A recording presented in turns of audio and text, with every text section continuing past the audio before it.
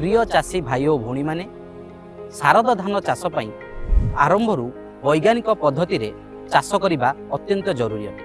आसंतु आजिर अध्याय में जानिबा बुणा धान पई बिहन बुणा प्रणाली, रुआ धान पई तळीघेरा प्रस्तुति एवं मुख्य जमी प्रस्तुति एवं ट्रैक्टर साहाय्य रे बिहन बुणिबा पद्धति जानिबा। मु देवव्रत दास एवं मु रोजालिन स्वाई सीआरआरआई वार्ता कार्यक्रम को आपण मानकु स्वागत करूछु। बुणा धान रे सुस्थ फसल प्रतिष्ठा एवं अधिक अमल पाई सठिक बिहन हार और बुणा पद्धति अत्यंत गुरुत्वपूर्ण। उच्च और मध्यम धान किसम पाई एकर प्रति 12 रु 14 केजी बिहन व्यवहार करिपरिबे। बिहन बुणिबा समय रे धाड़ी रु धाड़ी 20 सेंटीमीटर एवं गछरु गछ 5 सेंटीमीटर व्यवधान रखिबा आवश्यक। धान बिहन बुणिबा पूर्वरु बिहन विशोधन करिबा अत्यंत जरूरी। एथिपाई प्रति 1 किलोग्राम बिहन रे कार्बनडिजिम 50 WP 2 ग्राम किंबा सुडोमोनास फ्लोरोसेंस 10 ग्राम व्यवहार करी बिहन विशोधन करिपरिबे। बिहन बुणा यंत्र व्यवहार कले बिहन समान गभीरता एवं सठिक व्यवधान रे पड़ी थाए, फलरे समान अंकुरीकरण होई सुस्थ फसल प्रतिष्ठा हुए।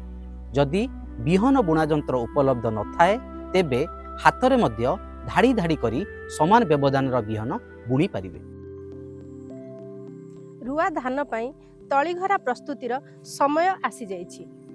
वैज्ञानिक पद्धति रे आपण माने तळीघरा प्रस्तुति करि पारिबे, जहा द्वारा 20 रु 25 दिन भितरे आपण मानकु मुख्य जमी रे रोपण करिबा पई सुस्थ तळी मिली पारिबो। सुस्थ तळी रोपण कले अमल मध्य अधिक होई पारिबो। तळीघरा प्रस्तुति पई जलसेचन सुविधा थिबा उच्चा जमी को प्रथमे आपण माने बाछि पारिबे। जमी को 3 रु 4 थर भल भाबे हल करी समतुल करिनेबा उचित। एहा परे गोबर खत बा कंपोस्ट मिसाई तळीघरा प्रस्तुत करिबा आवश्यक। एहा परे उच्च तळी सज्जा प्रस्तुत करी तळी सज्जार प्रस्थ 1 मीटर एवं आवश्यकता अनुसार लंब नेई पारिबे। दुईटी तळी सज्जा मध्यरे 30 सेंटीमीटर रो व्यवधान रखिले अधिक जल तळी सज्जारू बाहर करिबा पई सुविधा हेबो एवं तळीर जत्न मध्य सठिक भाबे निया जाई पारिबो। साधारणतः 1 एकर जमी पई 10 डिसिमिल तळीघरा यथेष्ट। रुआ धान पई 1 एकर जमी रे 14 रु 16 किलो बिहनर आवश्यकता होइथाय। गजा बाहरी थिबा बिहन को तळीघरा रे आपण माने समान भाबे बुणी पारिबे। प्रथमे बुणीबार 5 रु 7 दिन पर्यंत तळीघरा को ओदा रखिबा आवश्यक। तळी 1 इंच लंब होईगला परे जमी रे हल्का पानीर स्तर रखिबा अत्यंत आवश्यक। तळी ओपाड़ीबार 7 दिन पूर्वरु तळीघरा रे 1.5 किलोग्राम गुंड DAP सार प्रयोग करि परिबे, जहा द्वारा आम मानकु मुख्य जमी रे रोपण पई सुस्थ सबल तळी मिली पारिबो। रुआ धानरू भल अमल पाइबा पई मुख्य जमी को ठीक भावे प्रस्तुत करिबा जरूरी। प्रथमे मध्यम किंबा खालुआ जमी बाछि पारिबे, जेउठी जलसेचन सुविधा थिबो एवं ट्रैक्टर किंबा लंगल साहाय्य रे जमी को भल भावे चाष करिबा उचित।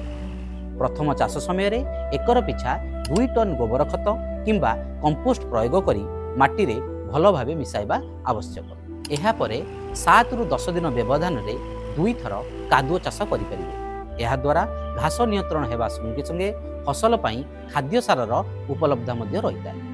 शेषरे मई व्यवहार करी जमी को समतल करि परिबे, जहा द्वारा समग्र जमी रे समान भावे पानी रहिबो एवं तळी रोपण सहज हेबो।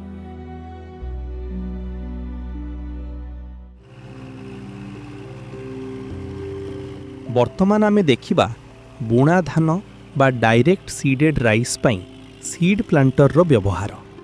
बुणा धान चाष पई ट्रैक्टर चालित सीड प्लांटर, जहाँ आम चाषी भाई माने सीड ड्रिल नाम रे जानती। एही जंत्रर उपर भागरे सीड हपर रहिछि, जेउथिरे बिहन पका जाए। जंत्र चलिबा समय रे बिहन निर्दिष्ट मात्रा रे माटी भितरकू पड़ी थाए, फलरे मंजीरु मंजीर दूरता एवं धाड़ीरु धाड़ीर दूरता सठिक भावरे बजाय रहे।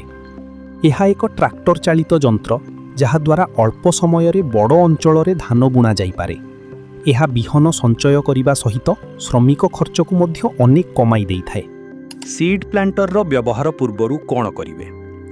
ट्रैक्टर चालित यंत्र को जमी को नेबा पूर्वरु कैलिब्रेशन करिबा अत्यंत जरूरी।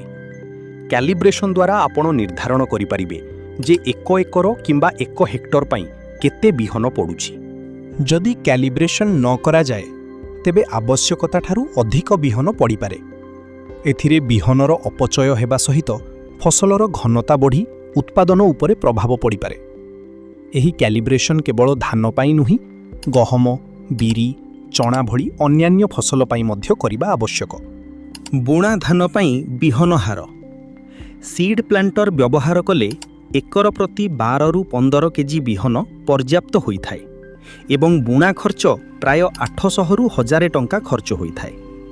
अन्य पक्षरे पारंपरिक पद्धति रे बुणा धान कले एकर प्रति 20 रु 30 केजी बिहन आवश्यक हुए एवं बुणा खर्च 5000 रु 6000 टंका पर्यंत पहुँची जाए। तेणु सीड प्लांटर व्यवहार कले बिहनर संचय, बुणा खर्चरे ह्रास एवं सठिक दूरतारे धान गछ भल भावे होइथाय।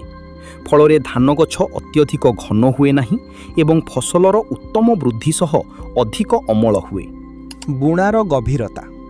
धान बिहन को 2 रु 2.5 सेंटीमीटर गभीरतारे बुणिबा उचित। एही सीड प्लांटर रे गभीरता को सहजरे एडजस्ट करि परिबे। ठीक गभीरतारे बुणा हेले मंजीरु भल गजा हुए एवं गछ समान भावरे बाहरी थाए।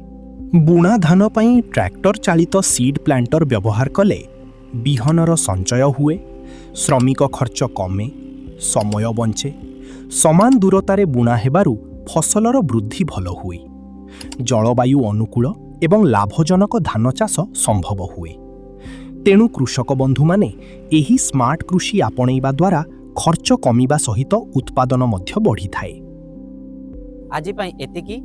आगामी अध्याय रे आमे जानिबा बुणा धानर जत्न, रुआ धानर परिचालना एवं धान फसल रे रासायनिक सार एवं कीटनाशकर सठिक प्रयोग विषय रे। एही भली किछि नुआ कृषि सूचना पई आम सीआरआरआई यूट्यूब चैनल को लाइक एवं सब्सक्राइब करंतु एवं अन्य कृषक साथी मानकु शेयर करंतु। धन्यवाद।